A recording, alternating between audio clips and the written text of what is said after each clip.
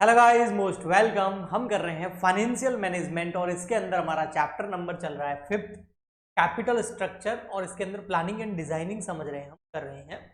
Chapter number 5th का एक lecture मैं पहले अपलोड कर चुका हूं, ये लेक्चर नंबर 2 है। आज के इस लेक्चर के अंदर फर्स्ट लेक्चर में तो हमने प्लानिंग और डिजाइनिंग कैपिटल स्ट्रक्चर में कैसे करते हैं, उसके क्या क्या पॉइंट्स होते हैं, क्या कॉन्सेप्ट होता है वो देखा, क्योंकि अधिकतर थ्योरेटिकल पार्ट था। आज हम ईबीआईटी यानी कि earning before interest and tax, जिसको हम नेट ऑपरेटिंग इनकम भी बोलते हैं, वो और ईपीएस एनालिसिस को समझेंगे। ईपीएस एनालिसिस और ईबीआईटी एनालिसिस कैसे हम डिसीजन लेते हैं कि कौन सा जो कैपिटल स्ट्रक्चर है वो बेटर है।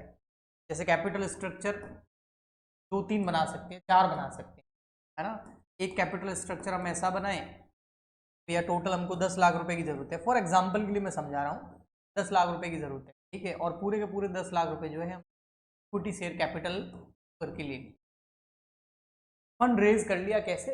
इक्विटी शेयर कैपिटल इशू करके। तो अल्टरनेटिव या ऑप्शन मान सकते हो, फर्स्ट ऐसा कर सकते हैं, सेकंड कुछ हो, थर्ड कुछ हो। तो और दूसरा कैपिटल स्ट्रक्चर क्या बना सकते हैं हम, 10 लाख रुपए में से 8 लाख रुपए capital share, equity share issue करके कैपिटल से रेज कर ले, और कुछ जो है हम डिवेंचर यानी कि डेप्ट जो है डिवेंचर इशू करके ले ले 2 लाख रुपए। तो यहाँ पर 10 लाख रुपए हुए। एक ये कैपिटल स्ट्रक्चर है हमारा। और थर्ड नंबर एक और हम बना देते हैं, ऐसा करते हैं, तो 5 लाख रुपए जो है हम इक्विटी शेयर इशू करके कैपिटल से रेज कर लेते हैं, और 3 लाख रुपए के हम जो है डिवेंचर इशू कर देते हैं, और कुछ प्रेफरेंस शेयर इशू कर देते हैं। प्रेफरेंस शेयर भी इशू कर सकते हैं। तो हम क्या करते हैं, 2 लाख रुपए के प्रेफरेंस शेयर इशू कर देते हैं। टोटल हमारा फंड क्या आ जाएगा, 10 लाख। ये मैंने ऐसे एग्जाम्पल के तौर पे आपको समझाने के लिए 3 अल्टरनेटिव्स लिए कि हम कैसे कैसे हमारा कैपिटल स्ट्रक्चर बना सकते हैं। अब इनमें सबसे बेस्ट कैपिटल स्ट्रक्चर कौन सा है, वो हम ईवीआईटी और ईपीएस एनालिसिस के द्वारा समझेंगे। ईपीएस का मतलब आपको पता होता है अर्निंग पर शेयर। इनमें सबसे ज्यादा जहां ईपीएस आएगा, पहले ये अल्टरनेटिव, फिर ये, इन तीनों का ईपीएस निकालेंगे, और जहां पर ईपीएस सबसे ज्यादा आएगा वो हमारा अल्टरनेटिव एक्सेप्ट हो जाएगा। या फिर ईपीएस से भी थोड़ा आगे बढ़े तो हम क्या करेंगे, इस ईपीएस को पी रेशियो से मल्टीप्लाई कर देंगे। अगर क्वेश्चन में पी रेशियो आपको दे रखा है, इस ईपीएस को पी रेशियो में मल्टीप्लाई करके हम निकाल देंगे एमपीएस, मार्केट प्राइस पर शेयर। और फिर जो मार्केट प्राइस पर शेयर जहां पर हायर होगी, सबसे ज्यादा होगी, वो अल्टरनेटिव हमारे लिए बेस्ट रहेगा। अब मैं यहाँ पर आपको एक फॉर्मेट बनाता हूँ, एक स्टेटमेंट बनाता हूँ, और उसमें बताता हूँ कि ईपीएस कैसे कैलकुलेट किया जाता है और एमपीएस कैसे कैलकुलेट किया जाता है, वो आपके लिए बेटर रहेगा, ठीक है। तो देखिए, फॉर एग्जाम्पल के लिए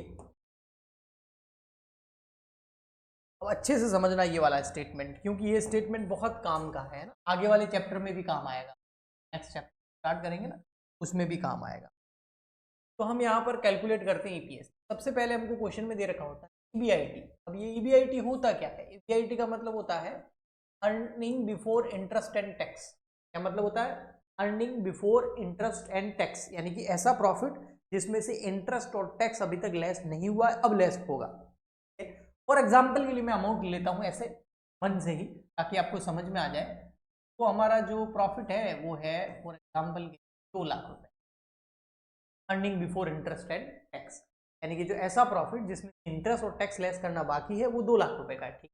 उसमें से हम लेस कर देते हैं इंटरेस्ट। अगर हमने डिबेंचर या लोन, डिबेंचर इशू कर रखे हो, लोन हमने ले रखा है, तो इंटरेस्ट पे करना पड़ेगा। तो फॉर एग्जाम्पल के लिए हमारा इंटरेस्ट जो है, ऐसे ही मैं मन से ले लेता हूँ, वो है 20,000 रुपए या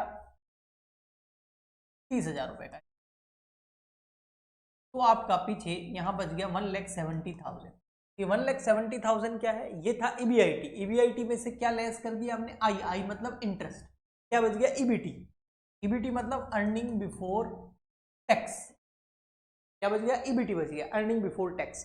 अब इसमें से लेस कर दो टैक्स, और मान लेते हैं टैक्स जो है वो 30% है। 1,70,000 का 30% कर दो। ये डेटा जो है मैं ऐसे ही मन से ले रहा हूँ। जो भी क्वेश्चन होगा जिसका आपको ईपीएस एनालिसिस करना होगा, वहां पर ये डेटा आपको बहुत अच्छे से दे रखा होगा, है ना, तो वहां आपको प्रॉब्लम नहीं आएगी, ठीक है। लेकिन मैं कैलकुलेटर ले आता हूँ, कैलकुलेटर की यहाँ जरूरत पड़ेगी, एक सेकेंड रुकना आप, है ना।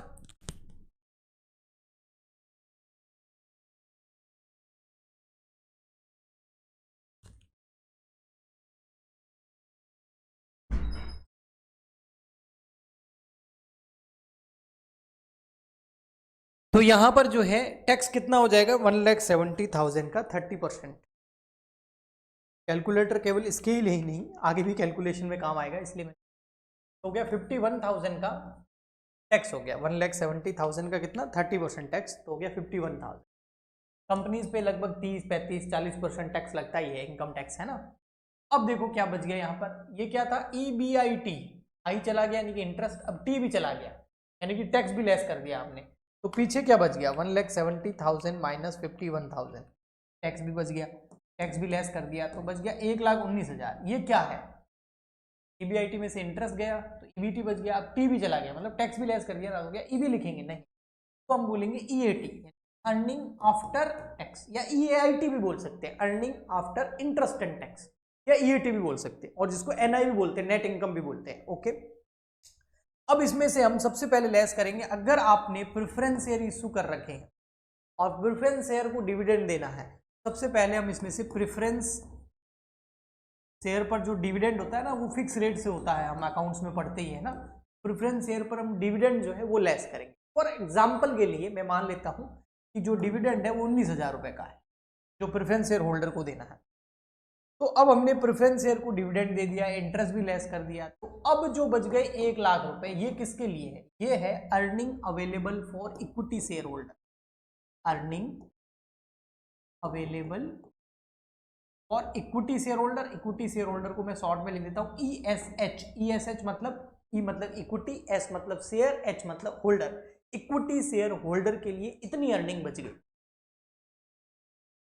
आपने अकाउंट्स में वगैरह में पढ़ा होगा कि कंपनी के जो रियल ऑनर होते हैं वो इक्विटी शेयर होल्डर होते हैं, है ना। जो भी प्रॉफिट होता है उनको देना होता है डिविडेंड के रूप में, समझा हुआ है ना। हाँ, तो अब देखिए यहाँ पर हमारे को प्रॉफिट जो हुआ था 2,00,000 रुपए का, बट ये प्रॉफिट में से इंटरेस्ट और टैक्स लेस करना बाकी था, तो सबसे पहले हमने इंटरेस्ट लेस कर दिया, फिर टैक्स लेस कर दिया, तो EAT आ गया, यानी कि अर्निंग आफ्टर इंटरेस्ट और टैक्स, वो आ गया 1,19,000। अब इसमें से मैंने प्रेफरेंस शेयर जो हैं उनको फिक्स डिविडेंड देना होता है, वो दे दिया, क्योंकि ये कंपनी के रियल ओनर नहीं होते, इनको एक फिक्स रेट से डिविडेंड देना होता है, वो दे दिया 19,000 रुपए फॉर एग्जाम्पल के लिए, या एग्जाम्पल के लिए ले रहा हूँ, और अमाउंट हो सकता है क्वेश्चन में आपको दे रखा होगा। तो अब ये 1,00,000 रुपए जो बच गए, ये किसके लिए, ये है शेयर होल्डर के लिए। कौन से, इक्विटी शेयर होल्डर। अब इक्विटी शेयर होल्डर कोई एक बंदा तो है नहीं कि उसको एक, है ना, शेयर दे देंगे, 1,00,000 रुपए पूरे दे देंगे। इक्विटी शेयर होल्डर नंबर्स में होते हैं, 1,00,000 शेयर हो सकते हैं, 2,00,000 हो सकते हैं, 10,000 हो सकते हैं, 20,000 हो सकते हैं। नंबर ऑफ इक्विटी शेयर कह रहा हूं मैं, इक्विटी शेयर कैपिटल की बात नहीं कर रहा हूं मैं, बात कर रहा हूं नंबर ऑफ इक्विटी शेयर की। तो जब हम नंबर ऑफ इक्विटी शेयर का इसमें डिवाइड करेंगे, number of equity share, for example के लिए मान रहा हूं कि 10,000 इक्विटी शेयर है, total number of equity share कितने हैं 10,000, तो 1,00,000 रुपए का जो earning available for equity share holder है, उसमें नंबर ऑफ इक्विटी शेयर का हम डिवाइड करेंगे, तो हमारे पास में आ जाएगा ये 10 रुपीज। ये 10 रुपीज क्या है, ये है बेटा EPS, जिसकी मैं बात कर रहा था, यानी कि अर्निंग पर शेयर। क्या है, अर्निंग पर शेयर, यानी कि जिसके पास एक शेयर है उसको 10 रुपए मिलेंगे, जिसके पास 2 शेयर है उसको 20 रुपए मिलेंगे, जिसके पास 3 शेयर है उसको 30 रुपए मिलेंगे, के पास 5 शेयर है उसको 50 रुपए मिले। मेरे पास मान लेते 1,000 शेयर है, तो 1,000 इंटू 10 मुझे 10,000 रुपए EPS यानी कि अर्निंग पर शेयर मेरे को हुई है, मतलब पर शेयर पे अर्निंग यानी कि कितना प्रॉफिट हुआ, तो पर शेयर पर 10 रुपए का प्रॉफिट हुआ, क्योंकि ओवरऑल प्रॉफिट 1,00,000 रुपए का है, नंबर ऑफ शेयर 10,000 है, तो 1,00,000 में 10,000 का डिवाइड किया, तो एक शेयर पर होने वाला प्रॉफिट यानी अर्निंग आ गई, यही है अर्निंग पर शेयर। थोड़ा सा इस पर फोकस करोगे ना तो अपने आप ही समझ में आ जाएगा, अर्निंग मतलब प्रॉफिट, पर शेयर मतलब एक शेयर पे कितना प्रॉफिट, तो 10 रुपए। इस तरीके से EPS निकालते हैं। अब है ना, कुछ आपने फॉर्मूलाज 12th में पढ़े होंगे, लेकिन अगर आपको याद नहीं है तो कोई प्रॉब्लम नहीं है। हम निकालते थे P रेशियो। P रेशियो का फॉर्मूला क्या होता था, P रेशियो का फॉर्मूला होता था P मतलब प्राइस, E मतलब अर्निंग।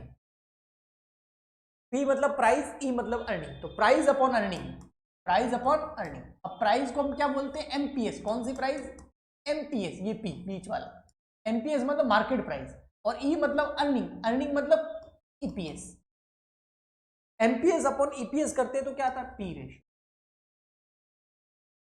लेकिन अगर क्वेश्चन में आपको P रेशियो दे रखा है तो इससे हम ये फॉर्मूला नहीं बना सकते। ये P रेशियो अगर आपको दे रखा है क्वेश्चन, तो ये जो EPS है ये इधर आ जाएगा, तो आप MPS निकाल सकते हो ना।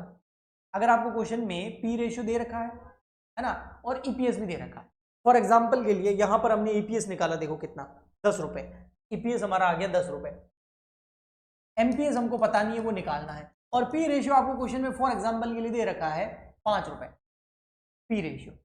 तो अब आप एमपीएस नहीं निकाल सकते, आराम से निकाल सकते हो, क्या ये इधर डिवाइड में इधर आके मल्टीप्लाई में हो जाएगा। एमपीएस कितना आ गया, एमपीएस आ गया आपका 50 रुपए, क्या गया एमपीएस मतलब मार्केट प्राइस पर शेयर, मार्केट में क्या प्राइस है।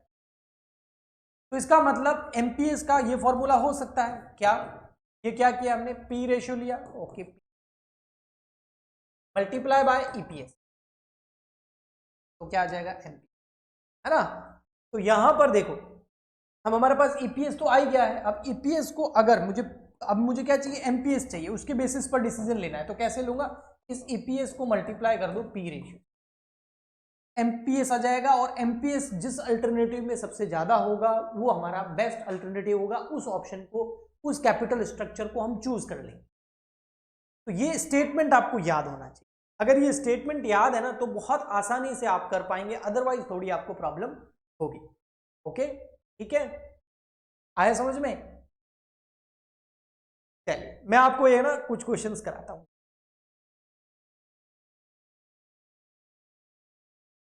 एक सेकेंड बस स्क्रीनशॉट ले लेते हैं या क्वेश्चन ही ले लेते हैं इधर से, आपको बेहतर समझ में आए।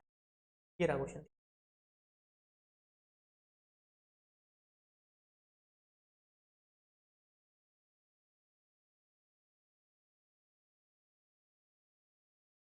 अब देखिए आपको यहां क्या क्या दे रखा है, आपको यहां पर दे रखा है question number first, suppose that a firm has an all equity capital structure consisting 1 lakh ordinary share of 10 rupees per share. आपको इक्विटी शेयर दे रखी 1 lakh equity share at the rate, equity share capital at the rate 10 rupees each, कितना हो गया 10 लाख रुपए capital हो गई। तो ये हो गया नंबर ऑफ इक्विटी शेयर, ये हो गया फेस वैल्यू पर शेयर, वैल्यू पर शेयर, और ये हो गई share capital, equity share capital, ये आपको दे रहा। The firm want to raise 2,50,000 to finance its investment and considering 3 alternative methods of financing. देखो ये पहले से स्थिति है, अभी कंपनी का कैपिटल स्ट्रक्चर 10 लाख रुपए का है, और 10 लाख रुपए कंपनी ने इक्विटी शेयर इशू कर रखे हैं। अब कंपनी को और एडिशनल फंड चाहिए, क्योंकि ये एग्जिस्टिंग कंपनी है, तो इसको चाहिए एडिशनल फंड। अब इसको एडिशनल फंड जो चाहिए ना, वो चाहिए 2.5 लाख रुपए का। ये जो 2.5 लाख रुपए का एडिशनल फंड है ना, ये आने के बाद कंपनी का कैपिटल स्ट्रक्चर टोटल कितने का हो जाएगा, 12,50,000 रुपए। लेकिन ये एडिशनल फंड जो 2.5 लाख रुपए है, ये हम कहां से ले, तो इसके लिए 3 ऑप्शन है आपके पास में, तीनों में से जो बेस्ट होगा वो हम लेंगे। फर्स्ट तो है कि 25,000 इक्विटी शेयर इशू कर दो। फर्स्ट क्या है, आप क्या करो, इक्विटी शेयर इशू कर दो, 25,000 equity share at the rate 10 rupees each, तो 2,50,000 रुपए आ जाएंगे। ये तो हो गया first option, equity share issue. Second option और क्या हमारे पास, सेकंड अल्टरनेटिव और क्या है, वो है 2,50,000 रुपए के 8% इंटरेस्ट वाले डिबेंचर इशू कर दो, या बोरो कर लो, मतलब लोन ले लो, 2,50,000 रुपए का लोन ले लो 8% से, यानी कि डेप्ट। डेप्ट क्या है, 8%, यानी कि इंटरेस्ट पे करना पड़ेगा, और 2.5 लाख रुपए वहां से आ जाएंगे। या तो ऐसा कर दो या ऐसा कर दो। फिर थर्ड ऑप्शन हो रहा है, थर्ड क्या है, आप प्रेफरेंस शेयर इशू कर दो, ये लिखा हुआ देखो third number, to issue 2,500 preference share of 100 each at the 8% rate of dividend. Preference share पर जो डिविडेंड की रेट होती है वो फिक्स होती है, तो 8% वाले आप प्रेफरेंस शेयर इशू कर दो, और ये 2,500, एक है 100 रुपए का, तो 2.5 लाख रुपए। अब तीनों में से बेस्ट कौन सा है, इसके लिए मैं क्या करूंगा, तीनों ही कंडीशन, फर्स्ट शेयर वाला, सेकंड डेप्ट वाला, और थर्ड प्रेफरेंस शेयर वाला, तीनों ही कंडीशन को लेकर के 3 अल्टरनेटिव का ईपीएस निकालूंगा, और फिर अगर पी रेशियो दे रखा होगा तो एमपीएस निकालूंगा, और ईपीएस और एमपीएस जिसका सबसे ज्यादा होगा वो अल्टरनेटिव हम एक्सेप्ट कर लेंगे। पर इसकी कैलकुलेशन कैसे होगी बेटा, कैलकुलेशन बहुत ईजी होगी, बहुत बहुत ईजी होगी। अब आपको एक तो ईबीआईटी चाहिए, तो क्वेश्चन में आपको ईबीआईटी बेटा दे रखा है, ये रहा देखो, ये रहा ईबीआईटी यहां पर, if the firm earning before interest and tax, EBIT वो कितना है 3,12,500 और टैक्स रेट कितनी है 50%। और चाहिए क्या? तो बहुत सिंपल हो जाएगा इसका आंसर देखो। और इसका अगर एग्जाम में क्वेश्चन आता है ना तो मतलब फुल मार्क्स आने के चांसेस रहते हैं, क्योंकि बहुत इजी है, ये हार्ड नहीं है ना। तो 3 अल्टरनेटिव है तो 3 कॉलम बना देता हूँ, फर्स्ट सेकेंड और ये हो जाएगा आपका, ठीक है। तो मैंने 3 कॉलम बना दिए, आपको दिखता है अच्छे से। अब हम यहाँ पर फर्स्ट अल्टरनेटिव में क्या है, ओनली इक्विटी। सेकंड में क्या है, इक्विटी भी है और प्लस 8% वाले डेप्ट है। और थर्ड में क्या है, इक्विटी है पर डेप्ट नहीं है, प्लस क्या है 8% वाले प्रेफरेंस शेयर है। तो ये 3 अल्टरनेटिव हो गया। अब सबसे पहले EBIT, earning before interest and tax, वो तीनों केसेस में बराबर ही रहेगी। 3,12,500 जो हमारा है, 3,12,500, 3,12,500, 3,12,500, 3,12,500। अब इसमें से हम क्या करेंगे, लेस इंटरेस्ट। अब यहां से इंटरेस्टिंग मामला स्टार्ट हो जाएगा। अब सबसे पहले ये वाला केस देखो, सबसे पहले ये लेते हैं। इसमें इंटरेस्ट पे करेंगे क्या, नहीं, इसमें ओनली एक ही फंड है, इक्विटी। ये देखो फर्स्ट अल्टरनेटिव, ओनली एक ही फंड है, इक्विटी। ये रहा फर्स्ट, पहले इक्विटी है और 2.5 लाख रुपए के भी इक्विटी शेयर इशू कर दिए। जब टोटल फंड 12,50,000 का इक्विटी से आएगा तो किसी को कोई इंटरेस्ट पे करना ही नहीं पड़ेगा। तो इसमें भैया कोई इंटरेस्ट नहीं है, हमारा इंटरेस्ट पेमेंट नहीं करेंगे तो ठीक है। लेकिन तो हमारा EBIT चला जाएगा तो बच गया EBT कितना आ जाएगा, वो भी 3,12,500। लेकिन टैक्स तो लगेगा। हाँ, टैक्स कितना है, टैक्स है 50%। टैक्स रेट क्वेश्चन में दे रखी 50%, 50% टैक्स लगता है। 50% टैक्स कितना हो गया, 3,12,500 का 50% कर दो तो हो गया लगभग 1,56,250। ये टैक्स लेस करने के बाद में जो EAT बचेगा वो भी यही बचेगा, 1,56,250। 50% टैक्स लग गया तो 50% पैसा बच गया। इसमें से हम लेस कर देंगे प्रेफरेंस डिविडेंड, बट यहां पर कोई किसी प्रकार के प्रेफरेंस शेयर है ही नहीं हमारे पास, तो डिविडेंड देने की जरूरत ही नहीं है। तो यहां पर अर्निंग अवेलेबल फॉर ESH, देखिए earning available for equity share holder, यही आ जाएगा 156,250। अब इसमें हम क्या करेंगे, नंबर ऑफ इक्विटी शेयर का डिवाइड कर दो, जिसका डिवाइड कर दो नंबर ऑफ इक्विटी। अब नंबर ऑफ इक्विटी शेयर का डिवाइड करोगे ना तो नंबर ऑफ इक्विटी शेयर कितने, तो फर्स्ट अल्टरनेटिव के अंदर पहले से शेयर कितने हैं, ये रहे देखो मैंने यहाँ लिख रखे हैं। पहले से शेयर कितने, existing 1 lakh, number of equity share 1 lakh, और नए शेयर हम कितने इशू कर रहे हैं, 2.5 लाख रुपए के एडिशनल फंड के लिए 25,000। तो टोटल नंबर ऑफ शेयर कितने हो गए, 1,25,000। 1,25,000 का यहाँ डिवाइड कर दो। तो जैसे आप 1,25,000 का डिवाइड करोगे आपके सामने आ जाएगा EPS, earning per share 156,250 divide by 1,25,000। तो आ गया EPS आपका 1.25 पर शेयर, यानी कि एक शेयर पर ₹1.25 का अर्निंग होगा, प्रॉफिट होगा हर एक शेयर होल्डर को एक शेयर पर। ओके, अब आ जाते हैं सेकेंड अल्टरनेटिव।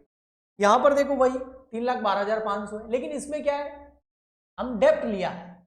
डेप्ट लिया है तो उसके ऊपर क्या पे करना पड़ेगा, इंटरेस्ट। अब इंटरेस्ट कितना होगा, तो यहां आ जाओ, ये देखो 2.5 लाख रुपए का लोन लिया तो 2.5 लाख रुपए का 8% आपको इंटरेस्ट पे करना पड़ेगा। तो 2.5 लाख का 8% कितना होता है, 20,000 रुपए। तो 2.5 लाख का 8% होता है 20,000 रुपए। तो 20,000 रुपए आपको देने पड़ेंगे इंटरेस्ट के। तो 3,12,500 में से 20,000 इंटरेस्ट के दे दोगे तो पीछे बच जाएंगे 2,92,500, 2,92,500। इस पे 50% क्या लग जाएगा, टैक्स। तो 292,500 50% होता है 146,250। तो पीछे बच गया 146। अब यहां पर किसी प्रकार का देखो, यहां पर किसी प्रकार का कोई प्रेफरेंस शेयर इशू नहीं करें, ओनली डिवेंचर थे या डेप्ट था, तो प्रेफरेंस डिविडेंड देना नहीं पड़ेगा। तो 146,250 हमारा आ गया earning available for equity share. अब इसमें number of equity share holder का डिवाइड कर देंगे। तो क्या number of equity share holder यहां पर भी 1,25,000 नंबर ऑफ इक्विटी शेयर होंगे, नहीं। क्यों, क्योंकि यहां पर हमने क्या किया है, 1 लाख तो पहले वाले होंगे एग्जिस्टिंग वाले, लेकिन नए में हमने ये वाला अल्टरनेटिव लिया है। तो मतलब नए शेयर इशू नहीं किए हमने, तो पुराने 1 लाख ही हमारे पास शेयर होंगे। तो यहां पर 1 लाख का डिवाइड कर दो, 1 लाख का डिवाइड करेंगे जब इसके अंदर, तो आपके पास earning available for equity share holder जाएगा, सॉरी EPS आ जाएगा आपका 1.46। ये क्या आ गया, अर्निंग पर शेयर। आ रहा है समझ में? ठीक है ना। एक चीज मैं वापस रिपीट कर देता हूं, यहाँ नंबर ऑफ इक्विटी शेयर 1,25,000 क्यों है? क्योंकि 1 लाख पहले से हैं शेयर इशू किए हुए, 25 और कर दिए 2.5 लाख के लिए, 25 हो गए। यहाँ पर 1 लाख क्यों है? क्योंकि यहाँ पर पुराने वाले तो 1 lakh number of equity share हमारे पास है, नए हमने शेयर इशू किए ही नहीं है, उसकी जगह लोन लिया है, नए शेयर इशू हुए ही नहीं, तो इसलिए 1 लाख ही रह गए। अब आ जाते हैं यहाँ पर 3,12,500 EBIT है और यहाँ पर हम प्रेफरेंस शेयर इशू कर रहे हैं, तो हमने लोन नहीं लिया है तो यहाँ इंटरेस्ट नहीं होगा, यहाँ जगह 3,12,500। अब उसमें से हम क्या टैक्स लेस कर देंगे, टैक्स कितना है? वही 50%, 1,56,250। तो जब टैक्स लेस करेंगे तो वापस बचेगा 1,56,250 EAT, अर्निंग आफ्टर टैक्स। अब यहां पर डिविडेंड देना पड़ेगा किनको? प्रेफरेंस शेयर होल्डर को। क्यों? क्योंकि हमने यहाँ पर जो 2.5 लाख रुपए और चाहिए ना, उसके लिए हमने इक्विटी शेयर इशू नहीं किए, लोन भी नहीं लिया, उसके लिए हमने प्रेफरेंस शेयर इशू किए। कितने प्रेफरेंस शेयर? 2500 प्रेफरेंस शेयर और 2.5 लाख, एक 100 रुपए का तो 2.5 लाख, तो 2.5 लाख का 8% हमारा हो जाएगा प्रेफरेंस डिविडेंड, और प्रेफरेंस डिविडेंड फिक्स होता है, तो 2.5 लाख का 8% कर दो आप 20,000, 20,000 लेस हो जाएंगे, तो यहाँ आ जाएगा आपका 1,56,250 में से 20,000 लेस कर दो, तो 1,36,250। अब 1,36,250 में नंबर ऑफ इक्विटी शेयर कितने? वो 1 लाख ही होंगे, क्योंकि नए तो शेयर इशू किए नहीं। इसमें 1 लाख का डिवाइड कर देंगे तो ये आ जाएगा 1.3625, ये भी 25 था पीछे।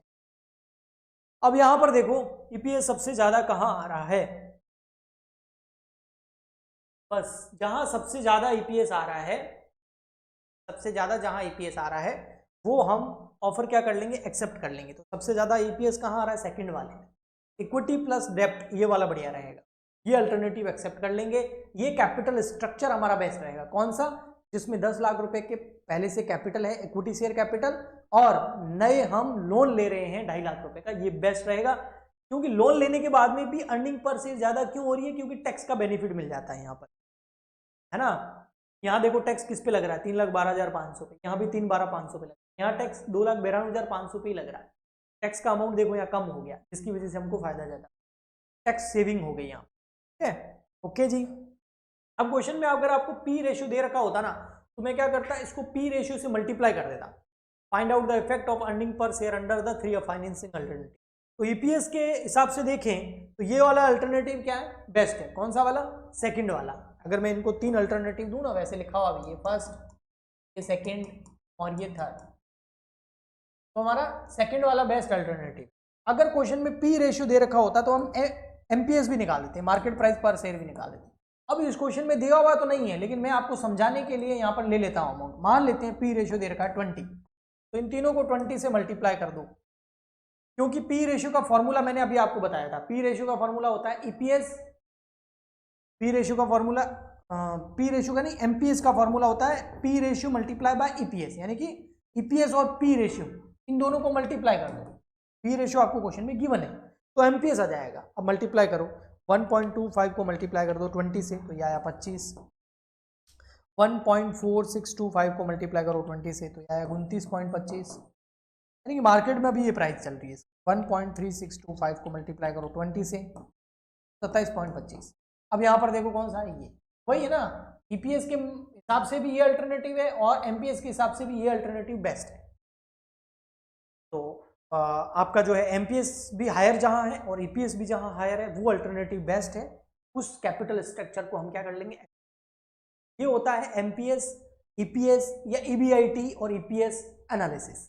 ओके, तो आई होप आपको अच्छे से समझ में आ गया होगा, है ना। ठीक है, आ गया ना समझ में। सो मिलते हैं नेक्स्ट लेक्चर में। आज के लिए इतना ही, तब तक के लिए गुड बाय।